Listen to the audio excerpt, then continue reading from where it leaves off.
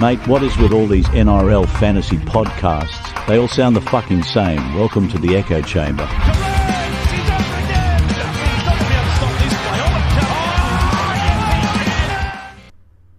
G'day everyone, welcome to Man Lovin' Monday here on the Echo Chamber NRL Fantasy Podcast. I'm here with Certified Freak 7 days a week. B, how you going, mate? Good, mate. How you doing? Pretty good. A little bit of a rough week for me fantasy wise, but yeah, we're getting into it. Week 1 done. Yeah, a bit of a rough one for me too. Yeah, it's all about choosing those cheapies, right? I'm sure some people chose right and played the ones they should have, but myself, Purdue had to make his way into the side, and I had to play him, so that was pretty rough. Yeah. Anyway, we've got a little segment. Sorry for cutting you off there, but we've got a little segment just to kick us off, get to know us. I'm Ham. Been playing fantasy for about, I think, 3 or 4 years now. First couple of years were pretty unserious, but yeah, getting into our work this year. And B and I, we kind of share a love for movies and good TV shows and shit. So I just wanted to start the potty off with talking about what we're watching lately. Go ahead. Well, I've recently just rewatched Oppenheimer for the Beautiful. It was the 3rd time now. Good fucking movie. First time I watched it at home, didn't hit exactly the same, but still very good. Yeah, in the cinema. What about you? In the cinema, that shit was crazy. I watched that and Barbie on the same time. Oh yeah. Gotta appease the missus with that one. I've been on my show kind of grind at the moment. Been super busy with life, so sometimes it's hard to sit down and watch a full movie. But yeah, been loving Severance. Awesome show, peak show. I think we're watching one of the greats being created here, so I'm excited to see how they wrap up the 2nd season. I haven't started season 2 yet, but it looks pretty good. Little recommendation for all you listeners, boys. Okay, let's get past that. B, I believe you've got something to share with the listeners here. What do you got for us? Oh yeah, so as some of you might know, there's a little segment going on with the boys called Sexy Samoan segment. Anyway, you freaky fucks, we've got a little bit of a special treat for you Monday. Man, Lovin' Monday. Little tasty Tongan segment for you boys. This young fella played for the Barala Bears. Boy oh boy is he a big unit. This wee fella is a cute little chocolate kiss. I would love for him to absolutely run me over. Hamole Olakwatu, ladies and gentlemen. He's a big unit. And 69 points is just so fitting, isn't it, B? 69 points. I mean, fuck, it's written in the stars this week. Beautiful stuff, mate. I hope you love that, Eddie. And we all love you. All the boys love you, Eddie. Anyway, let's get it. We're just going to run through the games this week. Nothing too hectic. We know every other podcast is going to be running through all the same shit. So, yeah, we're just going to give our studs and duds. We're going to have a little chat about the games. I don't know about you, but I didn't get to see every single game. I've watched the KO mini, so I know a little bit about what happened. So I'm sure some of the other boys can fill us in during the week of some shit we got wrong, and yeah, sure they will. Let's hop into that Broncos Roosters game. What'd you think of this one? I bit happy with how this one out, because I fucking don't like the Chooks, and I was having a conversation with Jay-Z earlier about who would be at the bottom, who the Warriors can beat, and I said, I think the fucking Chooks, Warriors can beat the Chooks, and they fucking look pretty poor. So yeah, they did look pretty terrible. I think the Radley head knock did mess with them a fair bit, but I think it just would have been. It would have still been a thrashing, maybe just not as hectic. But I just wanted to get straight in there and talk about our boy Payne fucking Haas. I don't know if you're an owner. I'm an owner. But it was just even if you're not an owner, it's just beautiful to see him play rugby league, isn't it? Oh yeah, fuck. I might have to have a fucking sexy segment for him. Honestly, just a couple minutes just rattling off Payne Haas's stats because he fucking looked good. 81 points in 49 minutes, and if you, I was watching him pretty closely. He was almost playing at halfback. He was just sitting out the back of the ruck, demanding the ball, and as soon as he got it, he was just doing whatever the fuck he wanted to do with it. Hey, 81 in 49 minutes with that PPM. We're going to see him hit 100 a few times this year. Honestly, I don't. That offload TA was a little bit of an outlier. That's not going to happen every game, obviously, but they're not.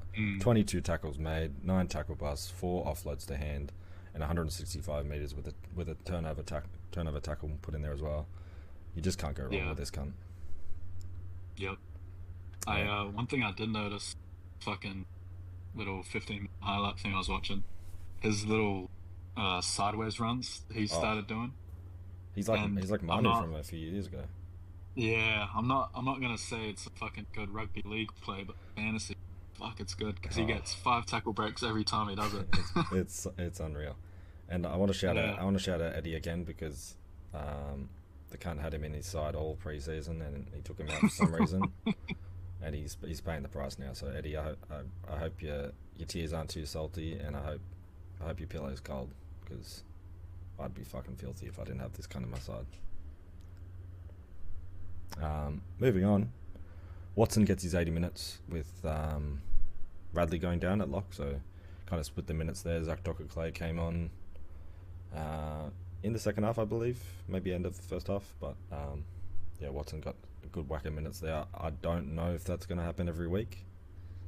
Again, games like this, it's hard to take minutes into consideration because injuries and head knocks, they really fuck up the vibe. But 49 tackles for 1 miss, a few tackle busts in there, turnover. Not much running, just delivering the ball from dummy half. That's what Watson does best, and he can get those attacking stats as well. He's a lock for the season. I think he will play Origin again, I believe, unless Laurie Daly is the fuckwit that we all know he is, which there's every fucking possibility. But yeah, those who chose him over some of the other options, you'd be cheering, especially as we get to the other options that kind of didn't perform as what we would have liked them to.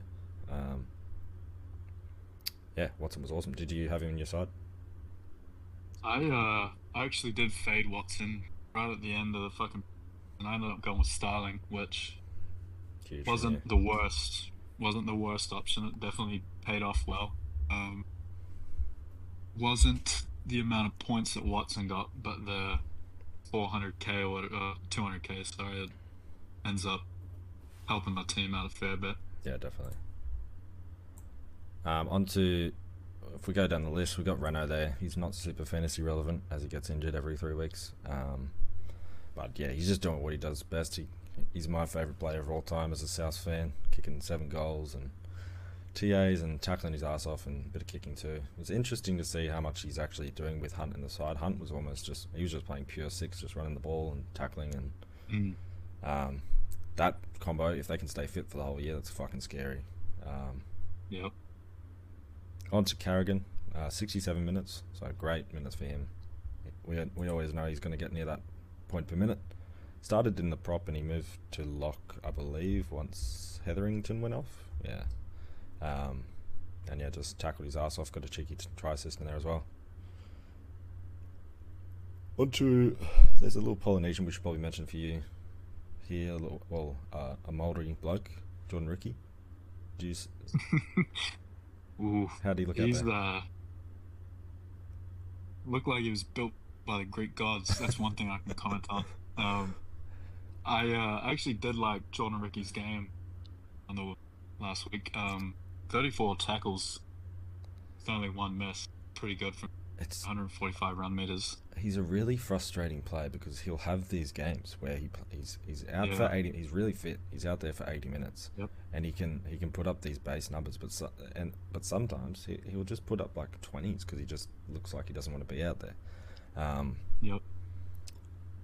But he's not very fantasy relevant as for the reason we just discussed. So onto I think the stuff. He's unlucky that Haas had the game he had because I have this next bloke as the player of the match almost in a losing side. Toya, our cheapie. I'm not sure if you played him. I started him on my side. A juicy 61 points, and he looked awesome. He looked for his I think it's his first proper game of first grade. What do you think of his performance? Yeah, I also did play him, and I was very, very fucking for 61. Big fan of that run that he had. I Yeah, that think first one. Chooks, yeah, the Chooks hadn't really got anything going for the majority of the time they had the ball.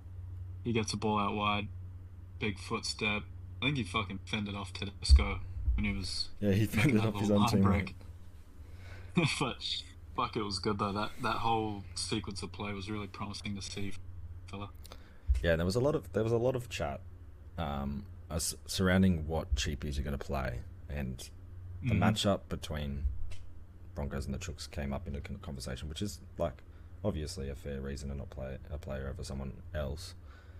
But Yeah, this is just seems to be the kind of player he is, a damaging centre runner, can break the line easily, and he's not afraid to tackle his ass off. 23 tackles for 1 missed against the Broncos pack, who's fucking huge. If only missing 1 tackle, that's fucking.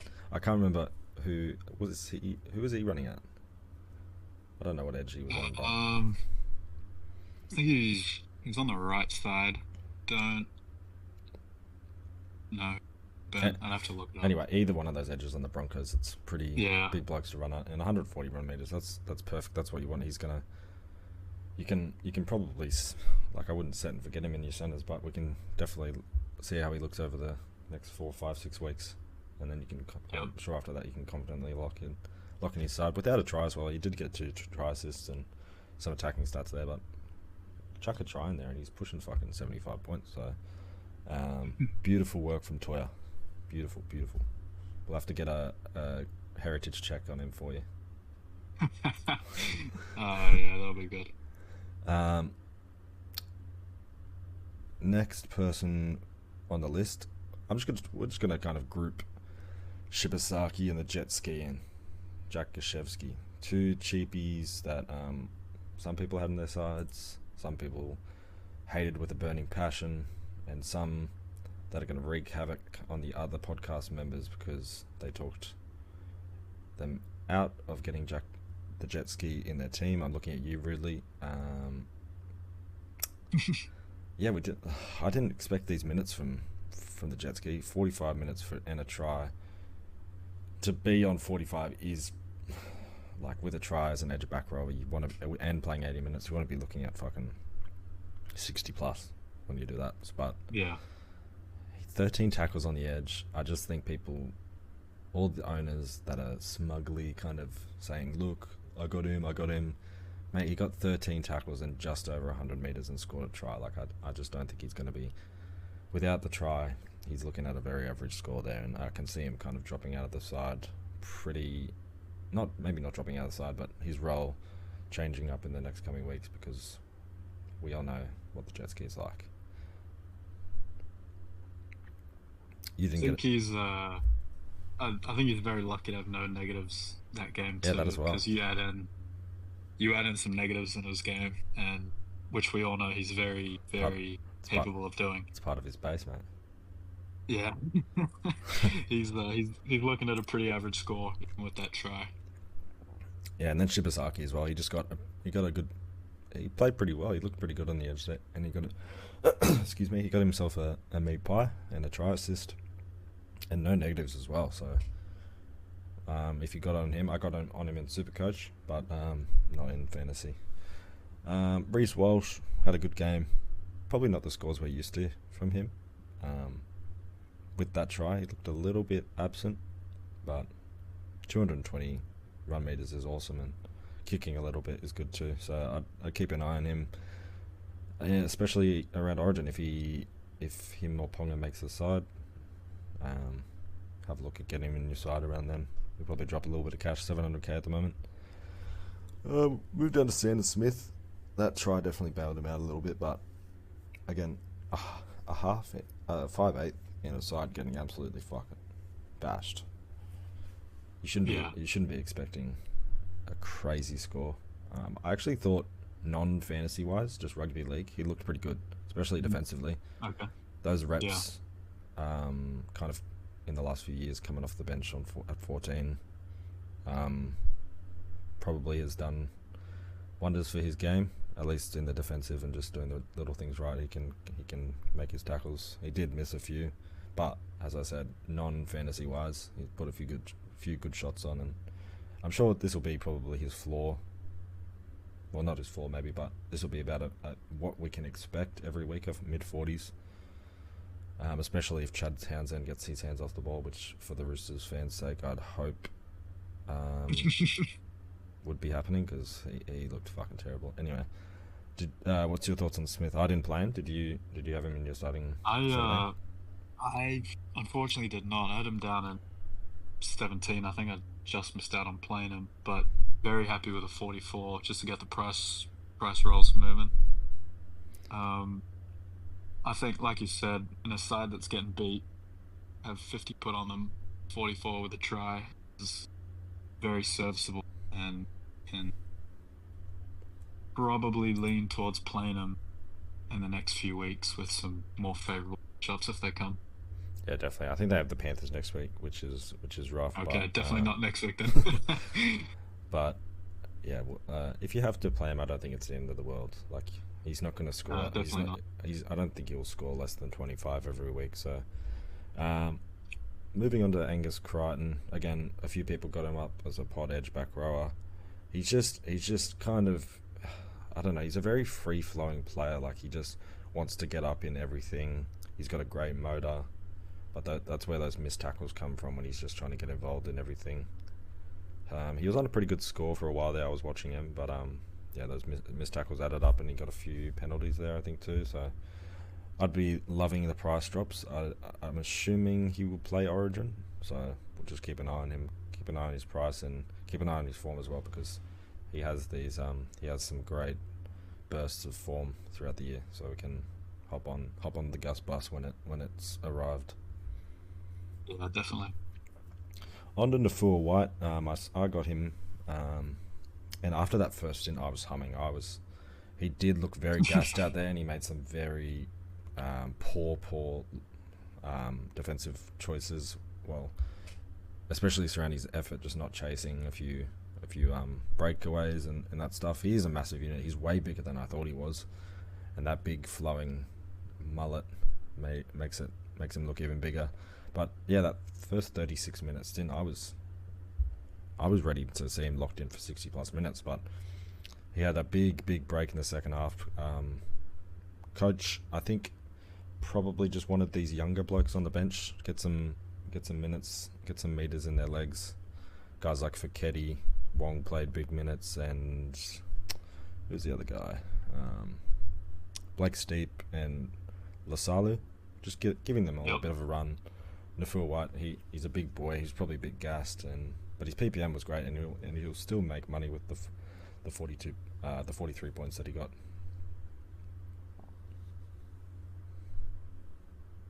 Did you pick him up? I did not. I was on the fence with him and another guy we'll talk about later, but I ended up skipping on both of them.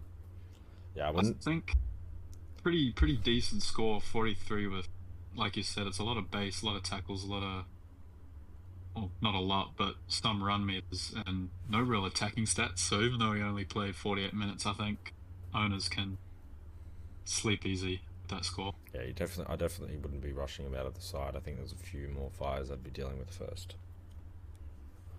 We'll skip over a few non-relevant players. We'll get to Mark Nwanga Tiawase. I don't know how well I did on that, but 35 points, 80 minutes. He looks pretty good out there.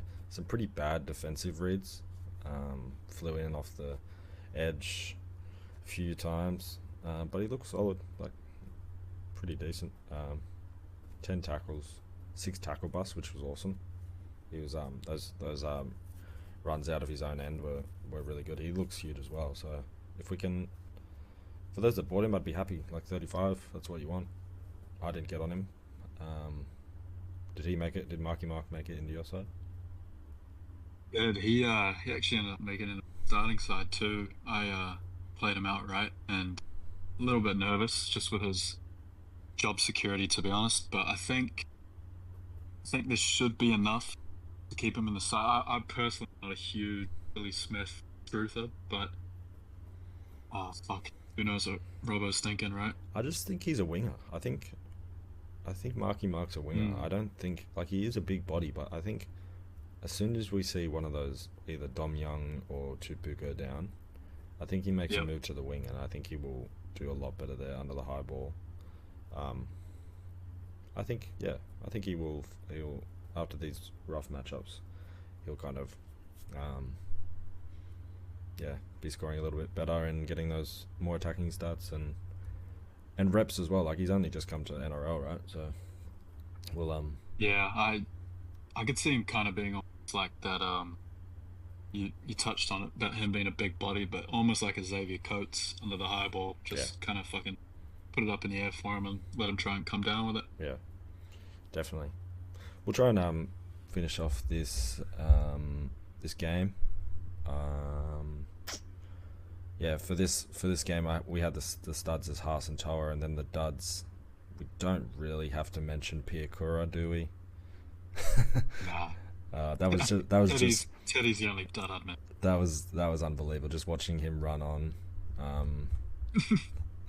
have that penalty immediately cause that penalty, and then just get sent to the bin. It was just such a that's just sums up last year.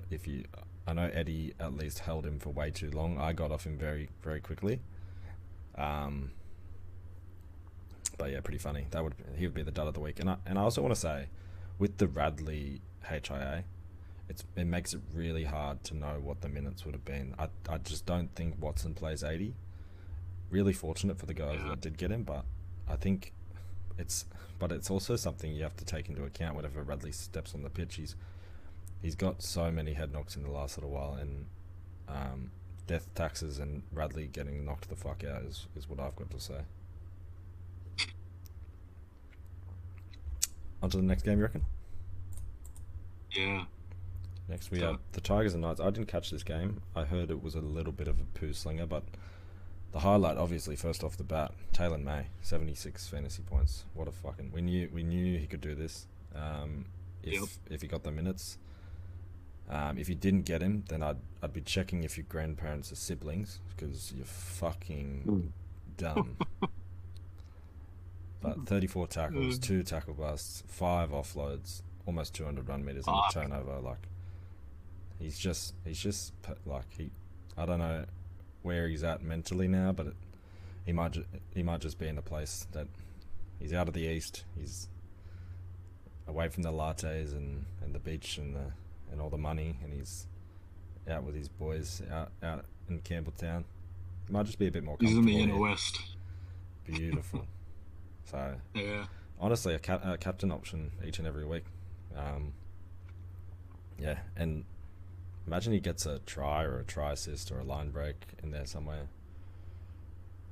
Yeah, he's absolute monster. Perfect. Moving on to Ponga. He looked good from the little bit that I watched on the mini. I think Fletcher Sharp really compliments him. I think the Knights struggled last year by just not giving Ponga the ball. And I was on Ponga very early last year when everyone else wasn't. And it was so frustrating seeing Jackson Hastings just tuck the ball under his fucking arm and run into the line every fucking run that he had. Just when Ponga was on his outside. And Ponga's the guy. You want to give him the ball. You pay him the money for him to do what he does best, and they just weren't giving him the ball. But yeah, he looked great. 4 errors, which is pretty unreal. But everywhere else, points all across the board. What do you think? I think Ponga's a really good. I think we all knew preseason he was going to be one of the top wing fullbacks to start the year. That fucking Knights left edge looks very, very fucking promising, and I think he can be a huge part of that every week. Yeah, definitely. He could also be another juicy captaincy option regarding his matchup or how his form is going. Moving on to Dylan Lucas. He was in my side for a while, but he made his way out of it. I love an edge centre. I had Aitken very early before everyone else last year, and I was relishing in the scores while people were scrambling to get him. But he had that damaging run, that line break really boosted his score, but a little bit quiet otherwise. But you're getting that base, you're getting that 34 tackles and 150 run meters. So, yeah, set and forget this guy on your side. I'm sure we will all have him at one stage, and once he gets some more attacking stats, maybe an offload here or there, and maybe even a try or try assist, he's going to explode. I think he's a really good player, and he's really complementing the Knights side. Yeah, I watched the highlights of the Indigenous Māori game. I think he had one pretty decent run in that game, and just his footwork on that run was enough to get him in my side, and ever since then he's been locked into the centre spot. Yeah, I think he might be one of those players where he just has that one 15 to 20 point run that just like every game. Yeah, maybe once every few games. But yeah, I was very happy with the 56 in a game where he didn't do a whole lot. So moving down the list, Kai Pearce-Ball, 80 minutes, 53 points. This is what we know he can do. He had a bit of a slump last year in his first year in the NRL, but he's a big body on that edge. And again, it comes down to the halves. I think he just needs a half that gives him the ball. He really struggled just getting his hands on the seed last year, and he seemed to be getting it a little bit more. He got a line break assist and a bunch of tackles and some offloads in there, and running the ball a bit. He struggled with running the ball a bit last year, I think. So if he can stay at 100 run meters or more, that'd be really awesome. He's so tall as well. Like, you could just kick to him in the attacking zone. If he just gets up there, he could fall down for a few meat pies this year, I think. What do you reckon? Yeah, Kai Pearce-Ball, he's a bit of an interesting build. I've never wanted to have him in my team just because of how lanky he is, which is a very stupid reason not to pick someone up. But he's a pretty good player, though, I'd have to admit. Yeah, definitely. I think he'd be a nice little pod option to have, but if you're going to get an edge in the Knights side, it would be Lucas for about 60k. Absolutely. Absolutely. Moving on, we've got the try-scoring machine, Alex Twal. Looks like he's locked in about 50 minutes there in the middle, just doing what he does. Nothing much to talk about, just base. A play like this, you run the risk of obviously not getting many try involvement. Kind of Paddy Carrigan is another guy, but I love the base. You're locked in for a decent score every week, but I feel like there's other options, like maybe like Payne Haas, who gets that base, but they also have all the attacking stats to go along with it. Yeah, great. Big Greg with the third leg on the wing. He scored a meat pie, and he's kicked off his season how he did a few, maybe 2 seasons ago. He was a gun. Again, he's just getting the ball. They're just going to his edge. Although Cogger didn't score very well fantasy-wise this game, I think having that guy who's just the organizer and manages the game, he's done it before. He's been in a great Penrith system. I think that's what you need. Yeah, I was very fucking disappointed I didn't have Big Greg on my team. AZ did a very good fucking... Him and Beluga actually almost convinced me to chuck him in there, but yeah, I ended up pussing out at the last minute. But yeah, him on that left edge is fucking level. Yeah, he didn't make his way into my side either, but he's one to watch, and maybe after the Knights bye we can work out a way to get him into our side. Yeah, definitely. Moving down, we've got a bunch of Tigers players here. The halves, Lockie Garvin and Jerome Luai. It's going to take a while for these guys to kind of click. I think Garvin really complements Luai's game. Second year for Garvin. He's got that little bit of facial hair. He's Walker facial hair. He's gonna grow up a bit, I think, and I think the Tigers side really should go well. I think if they can just get their shit together, lock in another year for Benji in the coaching box, another year for Garvin in the halves, Luai, I think they can go well. But yeah, it'll just be a wait and see. You'd be a little bit disappointed if you went with Luai. I know a lot of the boys on the Echo Chamber got off him just because there was better options, I guess, with all the other halves. But someone I might chuck a star on, Adam Dewey. He looked great last night. 19 tackles, looked busy, and kicking goals. He's a great goal kicker. So I would definitely be keeping an eye on his role.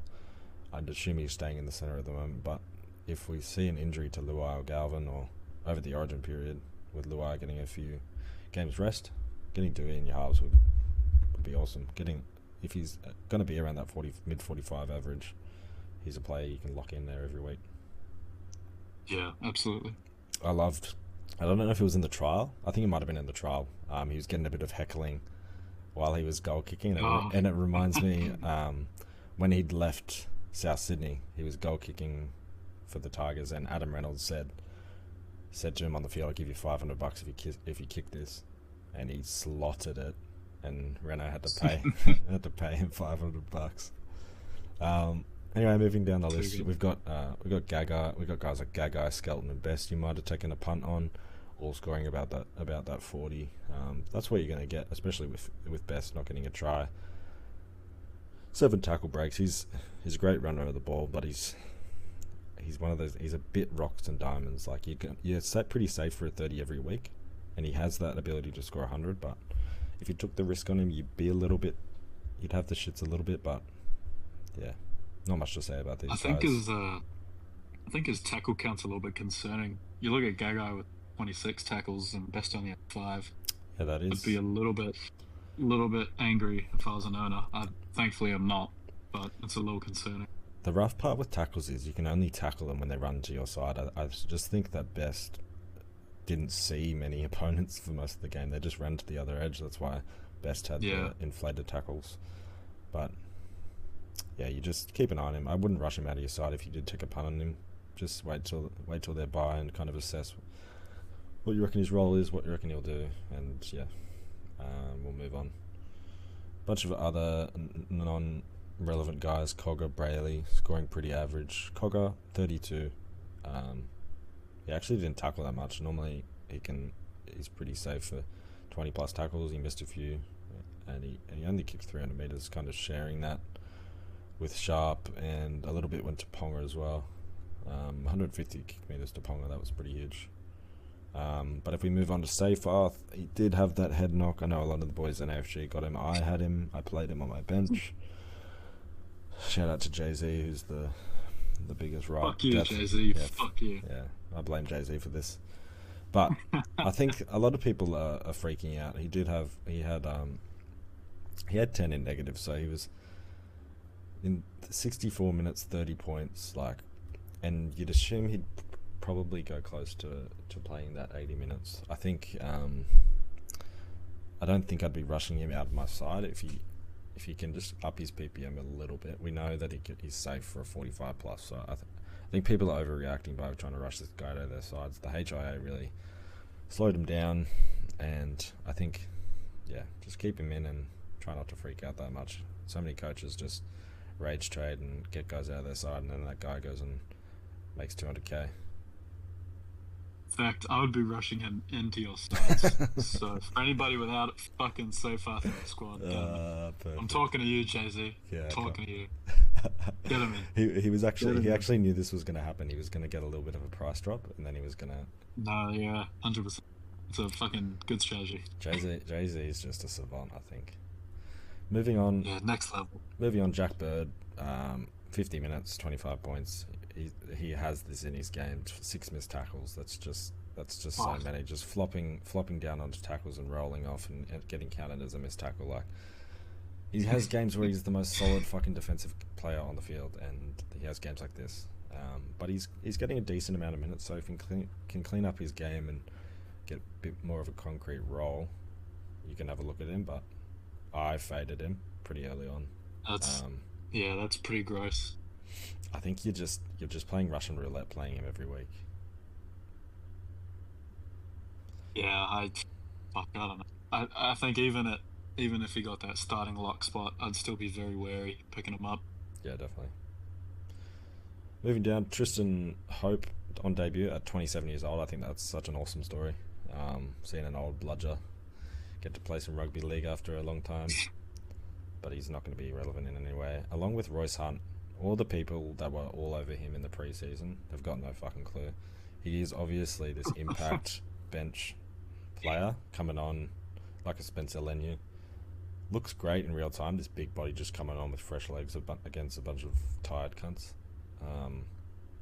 But all these guys that had them in their side, I just think they don't know what they're talking about.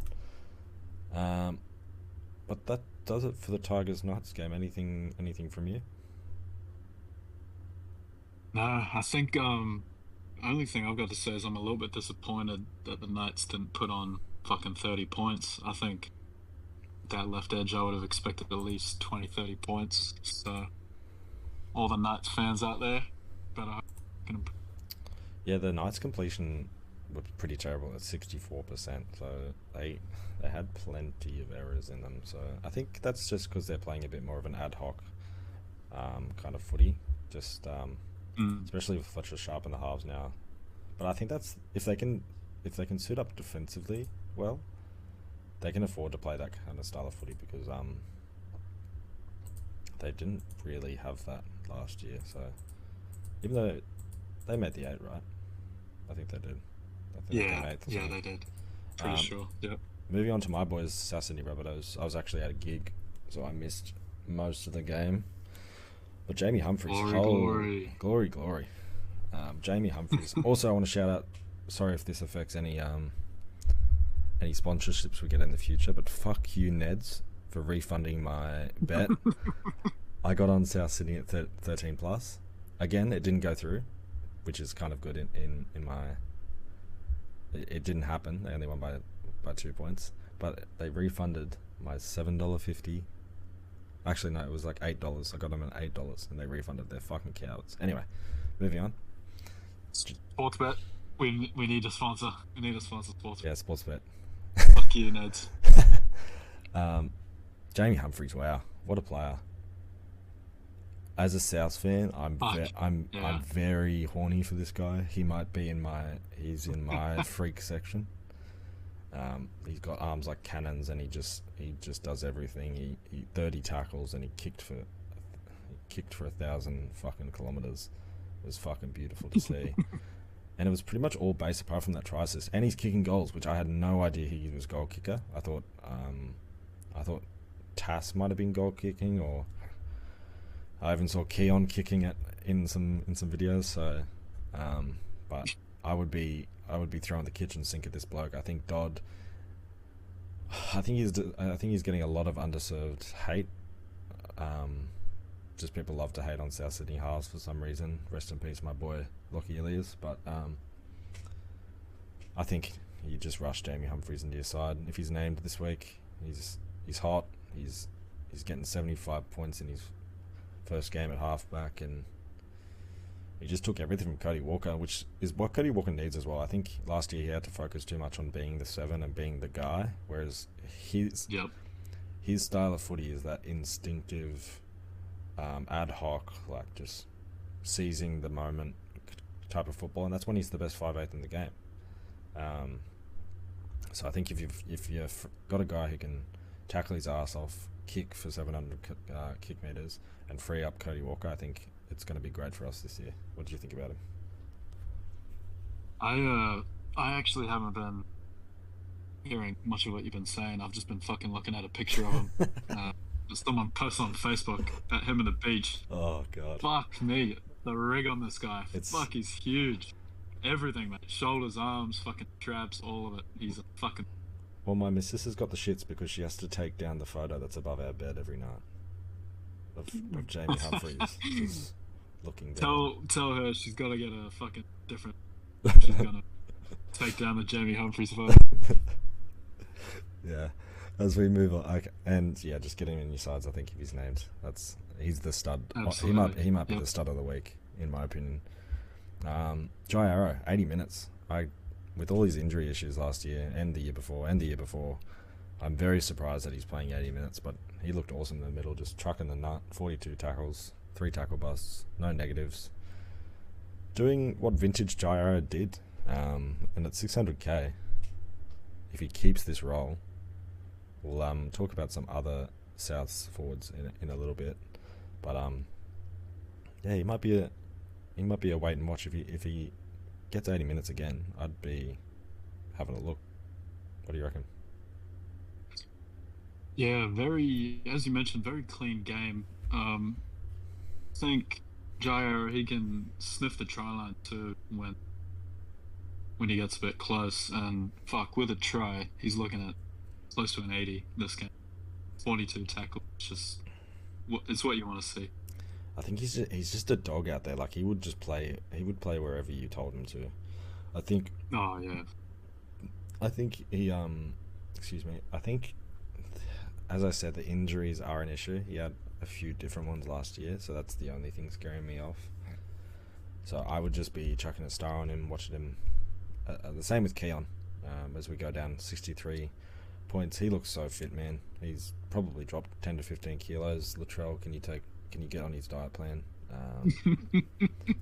And I thought Keon looked fit before. I thought he was playing 80 minutes towards the end of the year. It was going great. Spending some time in the middle and the edge. I think he should be an edge back rower now. He's built to be an edge back rower. Tall, a lot thinner, damaging ball runner, got an offload, and almost 200 meters gained is fucking awesome from him. So I'd also be chucking a star on him. He's a little bit expensive, 700k, due to his kind of good end to the season last year. But yeah, what do you reckon, Keon? I was very tempted to pick him up when there was rumors of him being named at lock, and we all know how he scored at lock. He's a fucking absolute monster. Yeah, but with the whole Duncan and Hubner situation, just wanted to stay clear of him. Still pretty decent option though. See, 63 is not bad. Yeah, definitely. And then we'll get on to Gilbert. Asako, probably not super relevant. He's kicking goals and he's scoring tries, but he's not going to score 66 points every week. So I'll move on to Gilbert. 65 points in 56 minutes. What a fucking workhorse. He is the definition of a dog. I know a lot of people are talking about him. 59 points in his 59 tackles, in his first game. Just getting out there and just getting amongst it. I would be looking at rushing him in his side, even if with 56 minutes, he's going to be making plenty of cash if he can just stick at that 1 point per minute. But he was just getting amidst everything. If he can get in those matchups where it's just a slog like this game was, yeah, I'd be getting him in my side. What was your opinion on him? He was one of the guys I was mentioning earlier about that I almost had in my team, him and White, and I was a bit disappointed that I ended up fading Tommy Gilbert, but very, very tempting to pull into my squad. He's kind of in the same vein as Humphries for me. I'm kind of looking at him this week, see if I can wiggle him in. I think people who are on their high horse a bit that they went Gilbert, I think it's very safe to give him a week. I think that was the smart play this week. We didn't know his role. We didn't really know his fitness. He didn't look great in the trials. So I think giving him a week was the play, and we can all bring him into our side this year. First game since 2023 round 12. Crazy. It's a long time. Who would have thought the two must-haves would have come from the Rabbitohs Dolphins game? Not me. Then we got not me. Maxi Plath, 62 points. He's playing on the edge. He's playing a bit of everywhere. I actually never got him last year. I just couldn't find a time to work him into my side. But he looks awesome, man. He did pick up a try, but 43 tackles and plenty of base. He could be an option. He's as well a bit expensive, 700k, but I'd be chucking a star on him and seeing how it goes. Yeah, absolutely. I same boat as you. I didn't end up last year, which is probably why I didn't fucking place very well. But he's a fucking workhorse. He's got a huge motor on him. Yeah, huge motor, and he's just a dog. He just wants to get out there and tackle cunts and just do his best for his team. Moving on, I think Jai Gray is just an absolute gun. He's an awesome footballer to watch, especially as a South fan. He might not be super relevant with the Latrell coming back, but if we don't retain him, I'll be very upset. But he should be starting at any club in the league. I don't care if he's small. I don't care. He's a tackle bust machine, and he's so good to watch. Yeah, that was gonna be my my one comment was he's 5'7", which is not a problem. I'm just in the realm of rugby league. I think, oh fuck, I'd be a little bit worried having him in my. But he's a fucking player. Yeah, I was out at the game at Mudgee for the Charity Shield, and watching him play, he looked tiny. He looked like a kid out there. He's born in 2004, man. Oh, Wow. Jesus. It's fucking. There's tons I'm seeing him born in 2005. Bryce and Eddie were having like midlife crises in that year. It's fucking just about the fucking financial and the housing crisis. Just a couple years before then. Yeah. To be fair, when those blokes were Tough born, time. they were carving shit in stone back in the day. Good old Brycey and Eddie, old cunts. Anyway, we move on. Talis Duncan, he picks himself up almost 60 minutes, which is pretty interesting. His PPM wasn't up there, but he is looking a lot better than he did in the trials. I think he looked a little bit slow, a little bit. I don't know. He's very quick for a forward, and he had a little bit of that this game. So it's very promising. 36 tackles and over 120 meters run. A few negatives, but I'd be keeping an eye on him to see how his role kind of evolves in the coming weeks. And he's supermodel material as well. I don't know if you've seen that guy as well, but Jesus. No, let me have a quick look while you continue talking. Okay.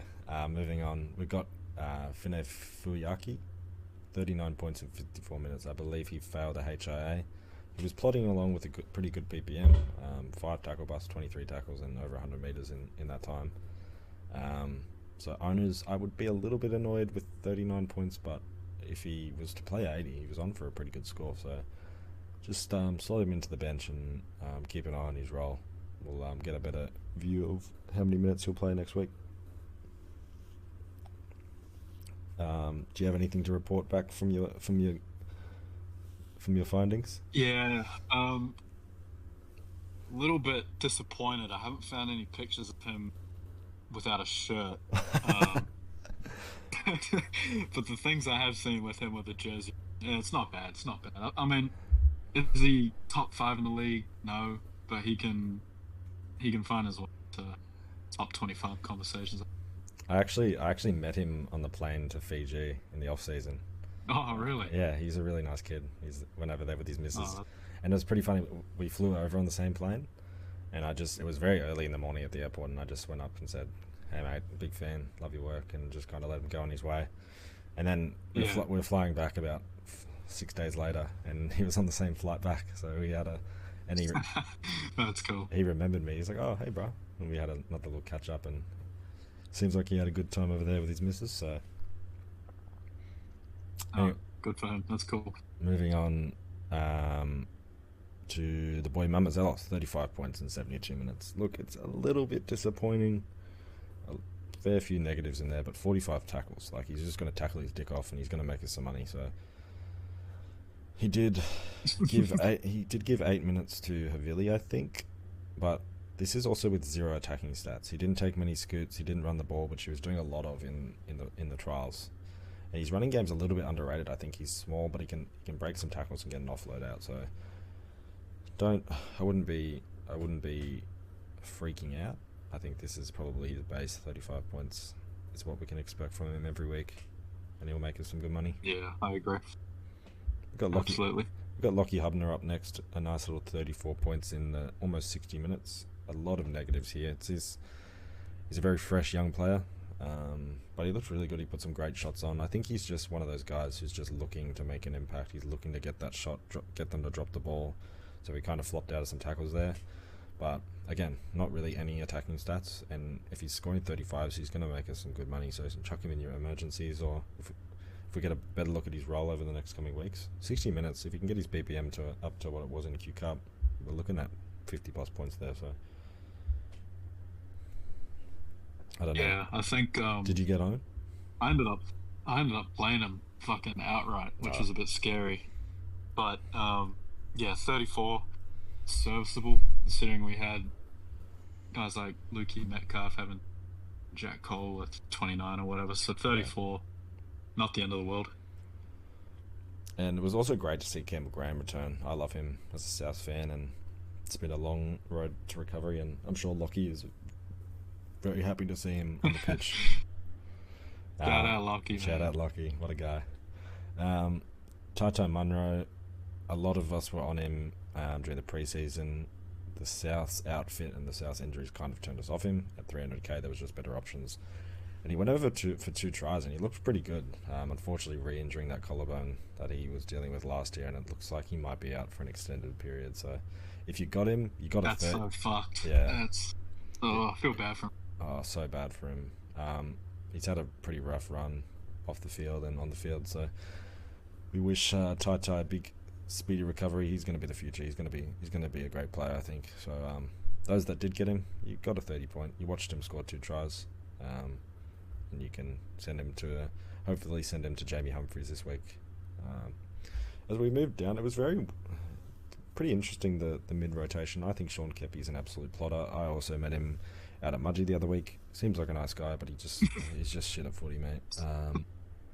Wouldn't say it to his face. Loved his work in person. No. Yeah.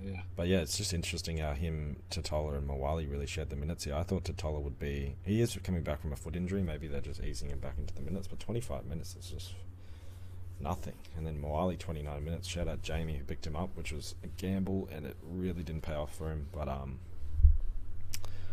yeah, I don't get this middle rotation, but we'll see how that evolves in coming weeks. As we move on to the Dragons vs Dogs, I actually did watch this game.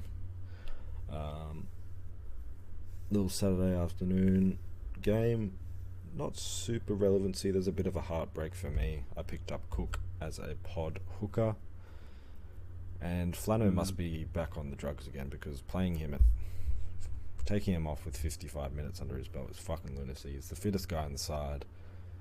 He's your marquee signing, and he looked great. So the only thing I can think of is he's just working his match fitness up, or they've just decided to give Little and Cook the time split. And it's pretty unlucky that Little looked really good out there as well. He made that great run, scored that great try off the quick tap. But yeah, Cook was humming, 40 tackles, a few turnovers. Yeah, it was really nice watching him. And then I saw him get called off, and luckily he came on in the last few minutes. I think he picked up another 4 points or something, so that was alright. But what did you gather from this game? I didn't catch this one, but what I did see was that the Dragons surprisingly looked very good out on the edges. Holmes, Tuipulotu. I didn't expect this to be as high scoring as it was. I saw this being like a 6-10 kind of the Knights and the Tigers. But I think the Doggies, there's very positive signs in this game.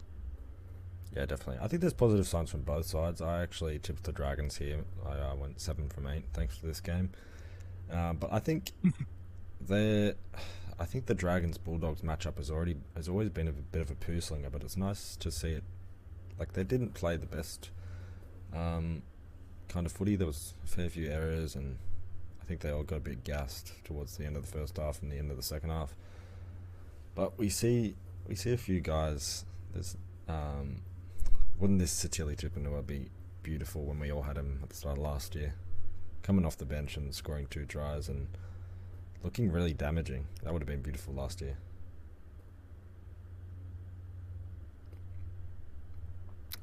Did you pick him up last year? Did you have the pain of owning Tupanua? I did not have Tupanua. I haven't had any of those kind of mid 400 guys that come out of the chooks. I've never owned Wong, never owned Toops. It's I don't know, I've just kind of faded them all. You lucky guy. We moved down the list. Val Holmes and Tuipulotu, great scores. I don't think they're super relevant. Val Holmes did do a lot, but he has these games and then he'll score 15 the next week when they don't get to kick any goals. Toby Couchman, 70 minutes of rugby league football at 5 of 28k. That's fucking awesome. But his brother did go down with an ACL injury, which is so unlucky for those that picked him up. Beluga, you're so unlucky, mate. It's all skill based, mate. I don't know what you're crying about, but yeah, Toby looked good out there. A lot of people had him in his side earlier on, but got turned off by the team lists. I don't think he gets these minutes every week. I think it's another one of those games where the injuries or head knocks or whatever changed the minutes of the game. So I think he chuck a star on him, and if he ends up getting that big minute role, I think we can all pick him up in the coming weeks. Yeah, I don't think he's gonna run away in price. That being said, if he gets another 70 minutes, I think panic stations, everyone's got to get him in. Yeah, you got to fork out a little bit extra money for him. A bunch of irrelevant kind of Canterbury guys here. We have Harry Hayes, who's seems to be... He's actually... he has centre position in Supercoach, but he's playing in the middle here. He played a little bit of time at the end of last year, but he had 40 minutes with a great PPM, lots of tackles and a few turnover tackles, a lot of metres, and pretty cheap, 395k. If you want to jump on him, he looks pretty good. But other than that, Kick-Out played pretty well. I don't know why he played 78 minutes. Did he come up and get an early shower or something? I'm not sure, but Burton played pretty good. 48 points. I think Sexton hurts his scoring a little bit, but he's such a great kicker of the football, and he's a great tackler as well, so I think he got 48. I don't know how many people got Burton, because there were so many other halves options. Not super relevant. We move on to Gula. Again, another guy we didn't really know what his minutes were looking like. If he got that 50 plus, we know he can plod along to a pretty good score. 44 tackles is decent, but a lot of negatives, 3 penalties. Looked a bit frustrated out there, just giving away shit. Anything to say on him? No, only thing I'd say is stay well clear. Yeah. Do not fucking put yourself through that. Yeah, he seems like a Russian roulette guy. 1 week he'll... Yeah, absolutely. On to Cook. We already talked about him. He looked great, but I won't be rushing him out of my side. I'm hoping they're just getting his match fitness up from the 2 to 3 weeks, and I wonder if the injury to Couchman kind of messed up the rotation. But yeah, it's pretty unlucky for me. I went for a pod, and we'll just have to see how it goes over the next few weeks. Even if he just gets an extra 10 minutes, he'll be getting me over 50 points, which is what I would have liked this week. But yeah, we move on.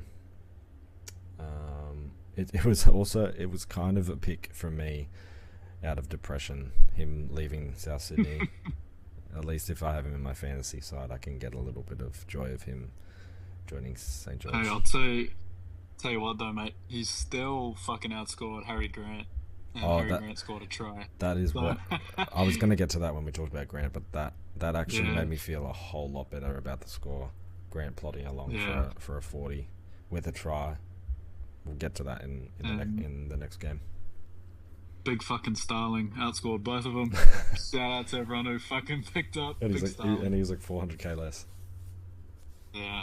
That's a cheeky little pod. Yeah. Your pod went well, my pod not so well. And then people got lucky with the Watson minutes, so I think it was a bit of a roulette for the hookers this week, but they should return to normal over the coming weeks. Jacob Preston, what did you think about his score? I was a little bit disappointed. I didn't end up starting with him, but I was very close. I've had him in my team pretty much all preseason, and just right at the end, pulled him out. 30 tackles, a little bit low for him. Kind of hoping that mid-40s range. Yep. But again, this is probably the lowest score we'll see from him. Yeah, I think it's possibly all season. I think it's definitely his floor. Yeah. Not many attacking stats, no offload. So 30 tackles in 126 meters. This is what he'll do every game, hopefully. And I just don't think Doggy's got quality ball in his area.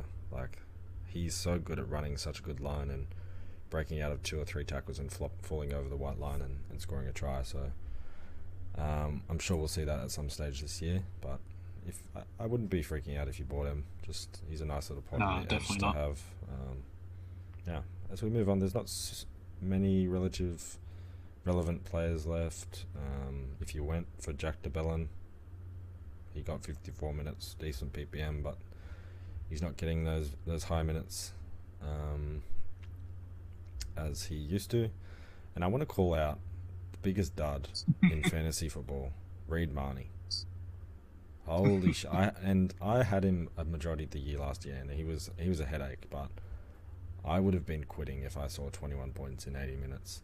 The fact that he came off at halftime and was puffed and looked like he played a game of rugby league, he's just nowhere. I just don't understand. This guy's the biggest turnstile in rugby league.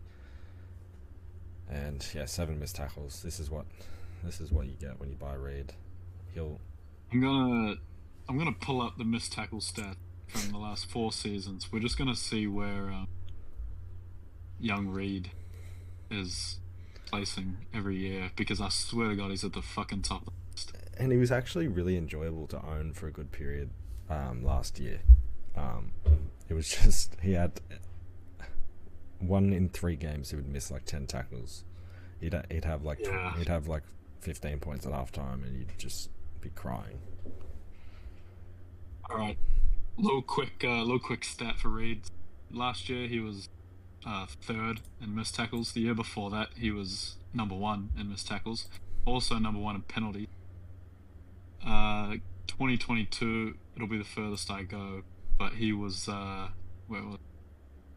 he was 3rd in missed tackles. So the last 3 years he's been top 3 every single year. That's just a headache written all over it. Yeah, I just don't know why you'd put yourself through that. I know the hookers are all over the place and wanting to get a pod, but that's rough. Torture. Then we see Critter. I think he picked up a bit of an injury. He went off with 9 minutes to go, but I think earlier in the game he picked up something. I'm actually surprised to see him that low at 435k. If we see him drop further below 400k and he kind of goes on a form run, he might be a little option in the centres. But yeah, I think you've got to pick him up if he gets that low. Definitely later in the season. Yeah. Who's kicking? Oh, Burton's kicking goals for them, not Critter. Anything else to add for that game? Just one little thing I'll touch on with Burton. I think for those who own him, which might not be that many, I think you can have a little bit of confidence. A lot of teams we see have a kicking split. It's 80-20, 70-30. Matt Burton actually had 100% of the kicking for the Dogs. That's very good. Yeah, he 432. No one else had a kick, so I think that's positive signs. Burton. That's awesome. Very similar to the Jamie Humphries, which is kind of interesting because Sexton's the 7. Like he should be.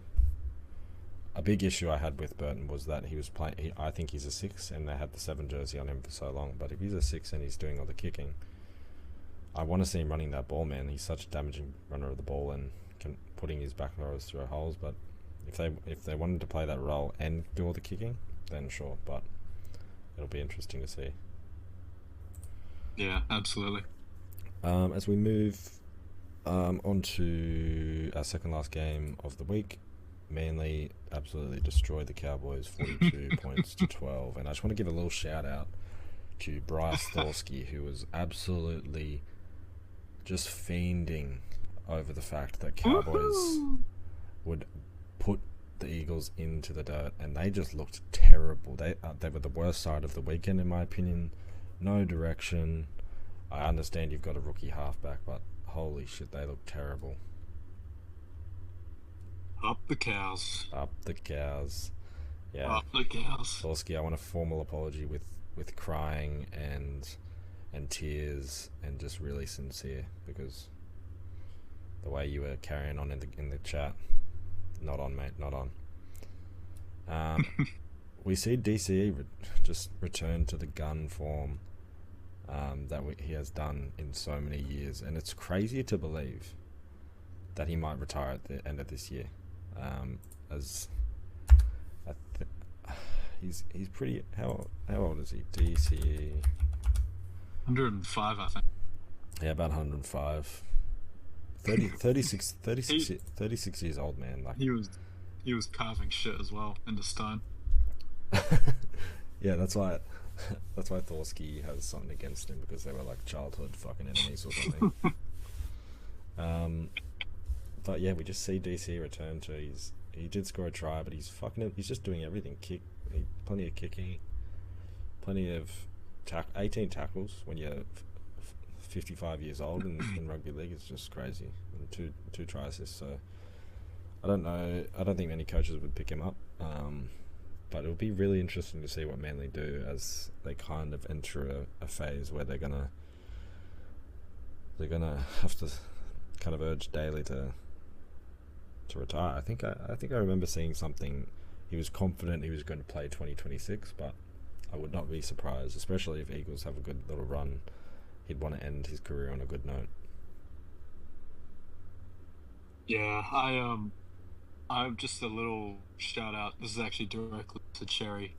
Big fuck you, because I owned him last year when he emerged. He emerged as an option, or at least to me, I thought, and I ended up captain the week he got 34. And then he went on a run of averaging fucking 70 odd points. So I just want to say, fuck you, Cherry. I'm never picking you up ever again. Well, I don't think you'll have to worry about him for much longer. Maybe this season, next season at most. As we go down the list, we see your boy, Hamoli Olakawatu. Woo! Jesus, what a man! Seeing him flatten Dearden, that was just disgusting. How did Dearden not die? Like, that shit was fucking insane.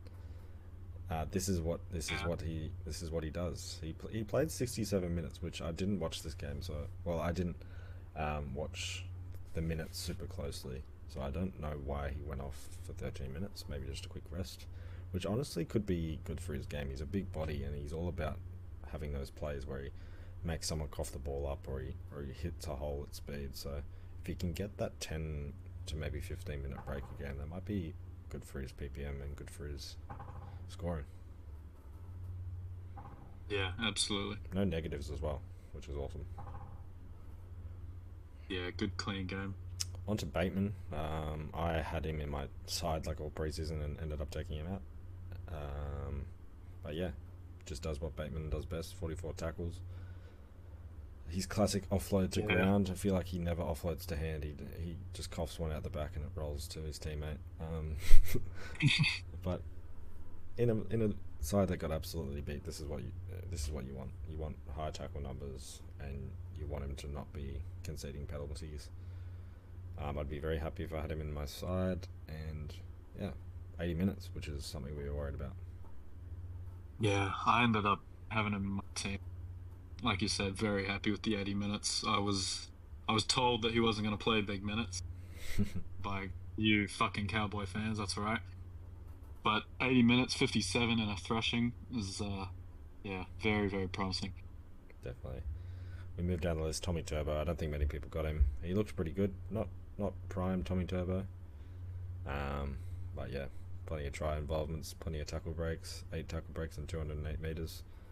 This guy's a freak. If he can stay fit, I'd be working him into my side after Origin at some stage this year, probably. Yeah, same here.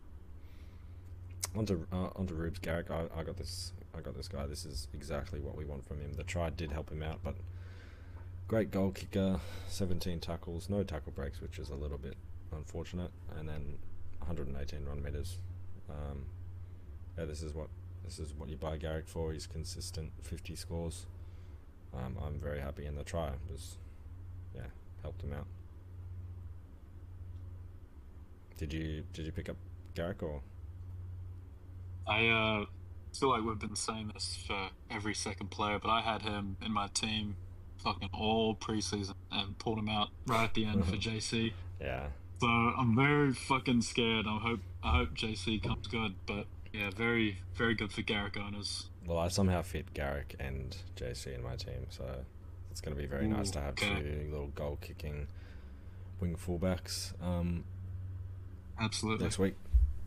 I'm kind of going to brush over a few guys in the list here. Bunch of mid-range guys. Saab picks up a try.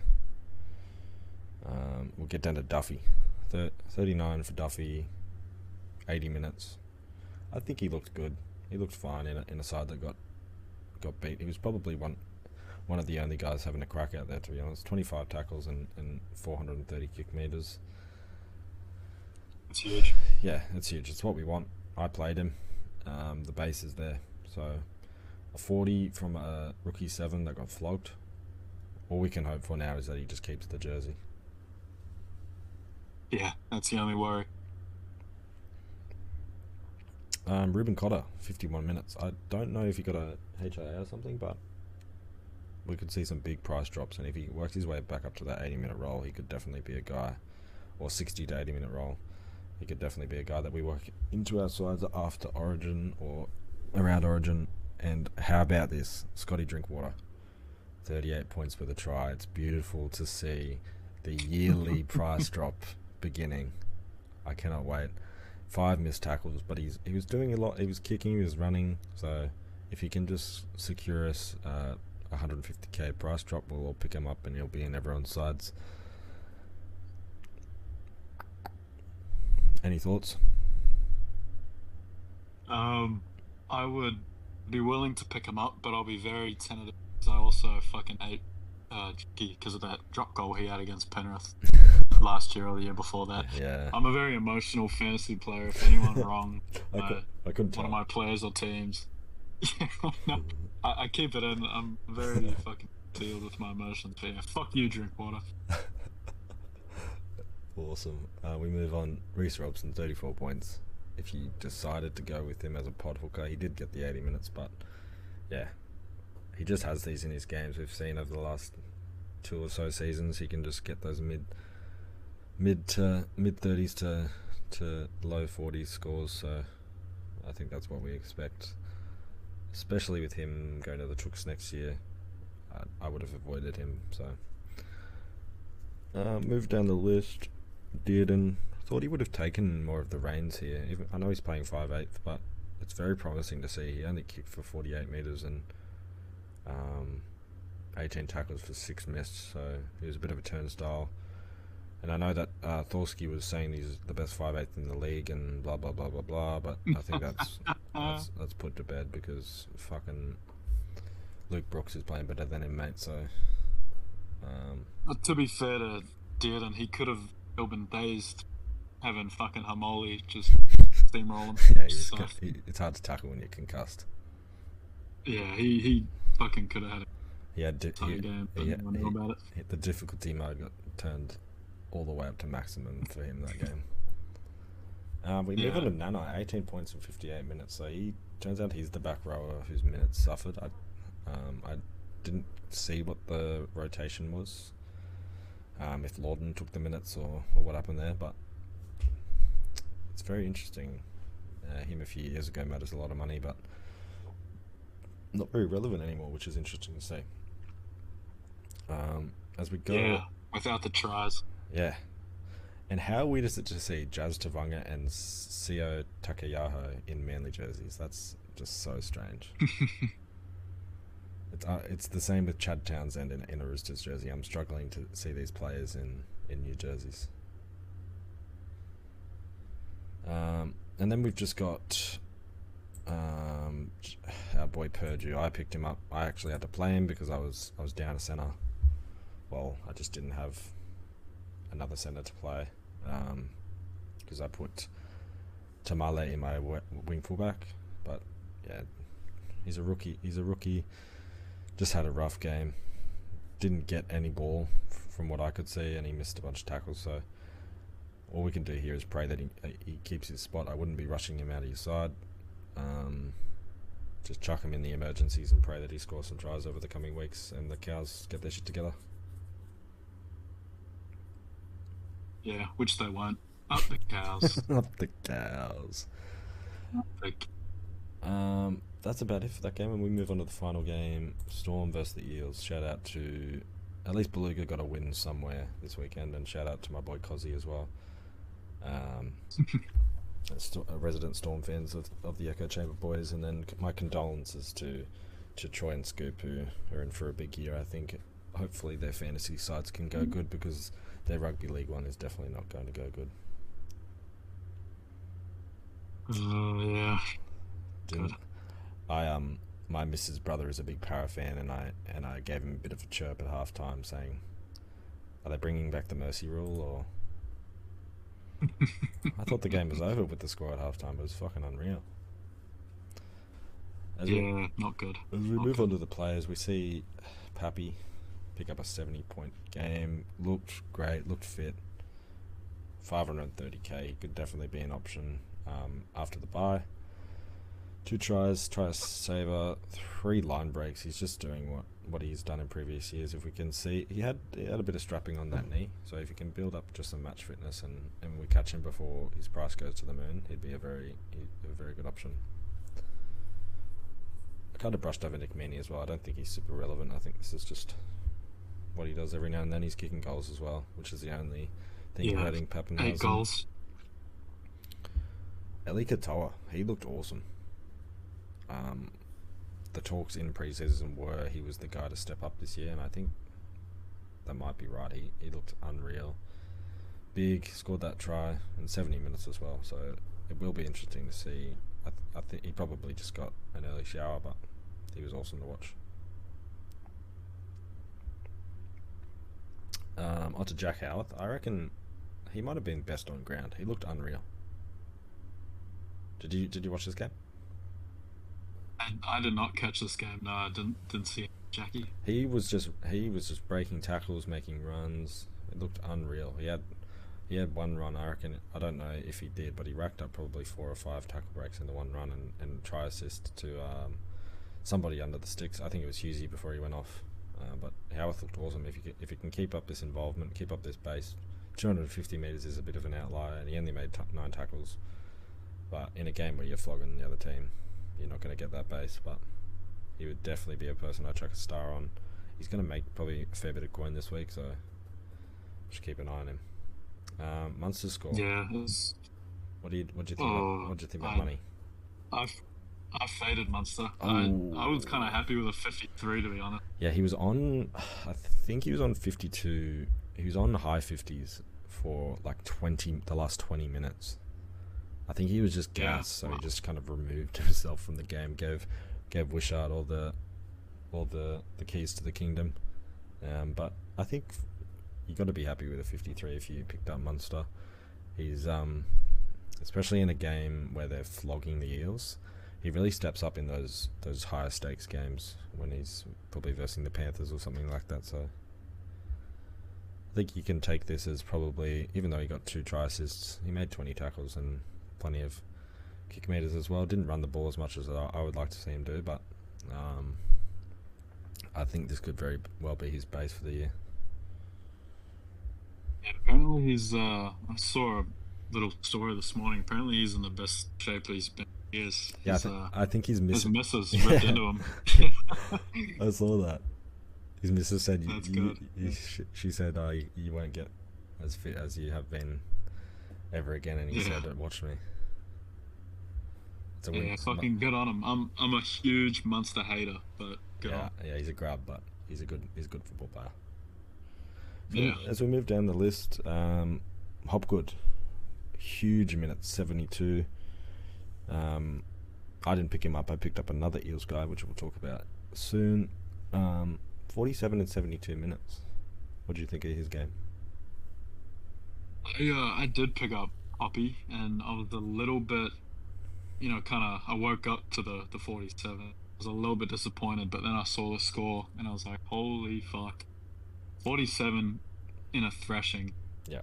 Is a lot.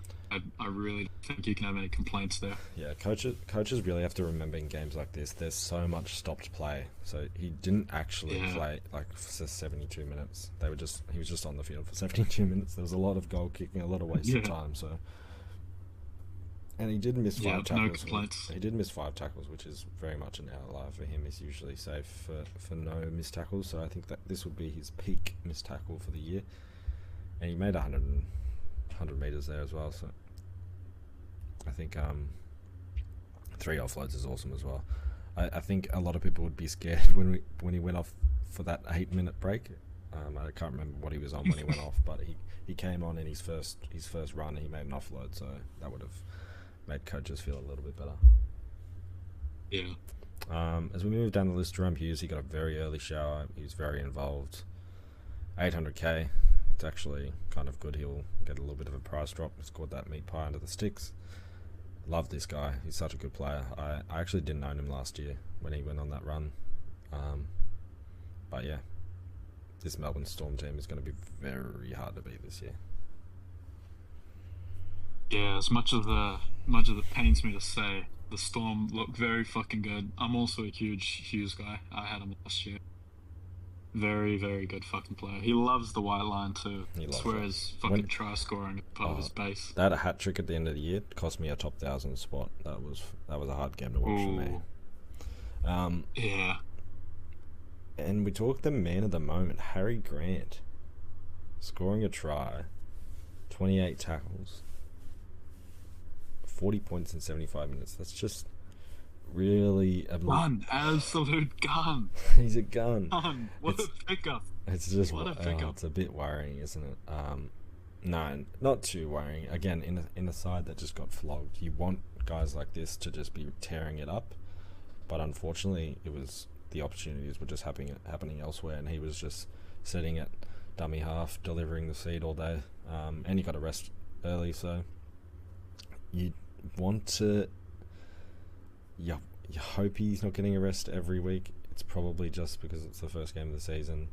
I wouldn't be super worried. You'd be disappointed for sure. I'm very happy that Cook outscored him, but he wasn't taking his scoots that he always takes, because his scoots is what really scores him some points. He gets a few tackle busts, and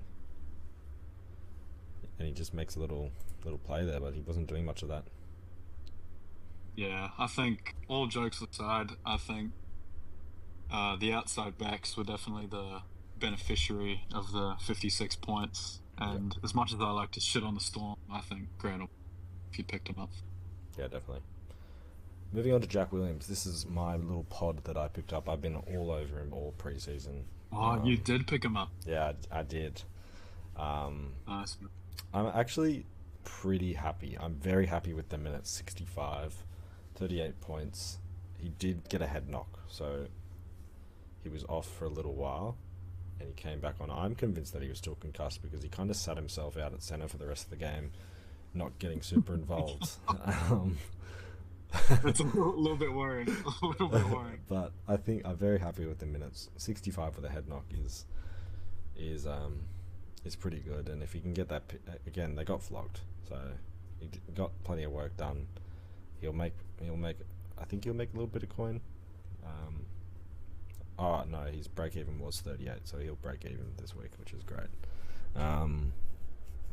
But yeah, in a few easier matchups where there's a lot more base to go around, I think he got that cheeky line break, which looked really good as well.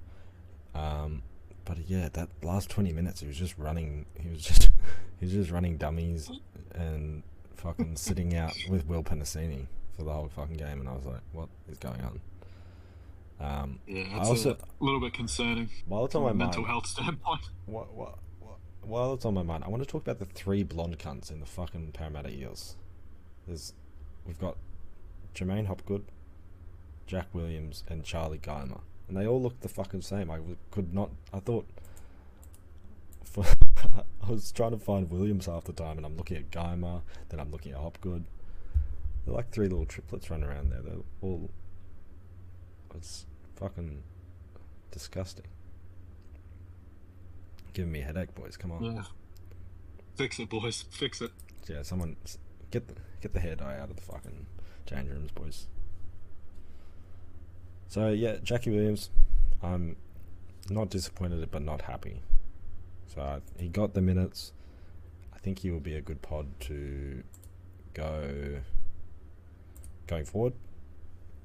As hopefully Para get their shit together, but yeah, we'll see.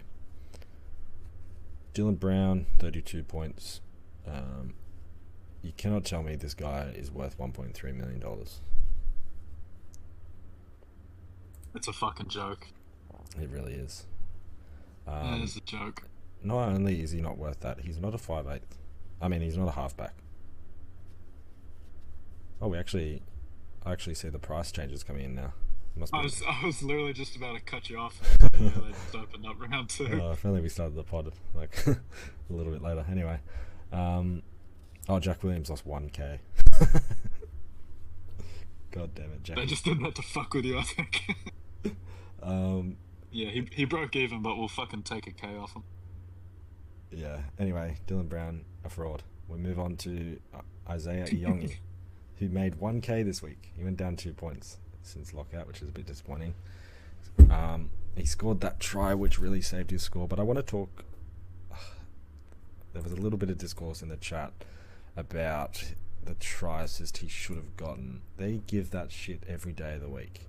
Yes, Penasini did 90% of the work, but I only gave him the ball, and I feel like they just pick and choose whenever they give that. And I think we should say this segment for Beluga's stats man rage of the week, because him and the statmans do not get along.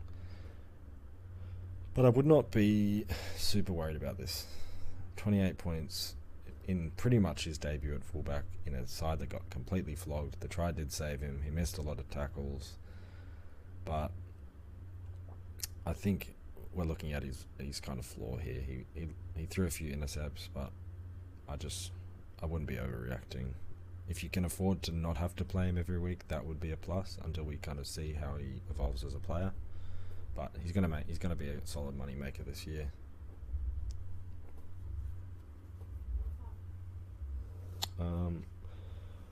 And that seems to be it. Oh no, we've got Kelma to talk about. Did you go anywhere near Kelma?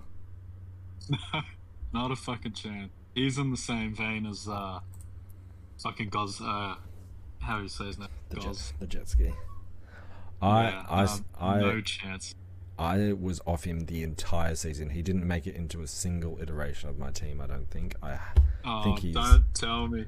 I think he's such a fraud. I think he's terrible. And many people were gassing him. So many people were gassing him up. I definitely didn't get him in my side. I'm the biggest. Okay, good. Kelma is fucking poo, and if you got him in your side, then you're shit. He 18 points in 61 minutes as a back rower is woeful, and for whoever got him, I think you should find your nearest mirror and take a good long hard look at yourself. Yeah, and then fucking give yourself an uppercut. Yeah. And then last thing I want to talk about is the para hookers. They're obviously sharing the minutes. Hands 27 minutes for 9 points, and Riley Smith 53 minutes for 21 points. That is, if you told me a few years ago that hooker would be the weakest position, one of the weakest positions in the game, I would be like, flawed. That shit is so crazy. Yeah. Mm-hmm. Yeah. Anyway, I think that wraps up we actually kind of yapped along for quite a while, almost an hour 30. Anyway, thanks for coming on. Thanks for chatting with me today, B. What do you reckon? Any last thoughts for this week coming up? No, just fucking shout out the cows, up the cows. Up the cows. Everyone get ready for the next Sexy Samoan segment, because it's gonna be a fucking cracker. I'm sure everyone's on the edge of their seat waiting for that. They don't care about any of the actual podcasts. It's all we'll look into the analytics, and all the listeners will drop off after your segment is over. It peaks and then it falls. That's all there is. Anyway, I hope everyone had a great weekend, and look forward to this week. And we'll catch you on the next episode, which should be probably a Team List Tuesday, tomorrow afternoon. Righto. Sounds good. Too easy. Thanks, B. Thanks for your time. Yeah, no problem, mate. See you, bruh. Love you. See ya. Love you.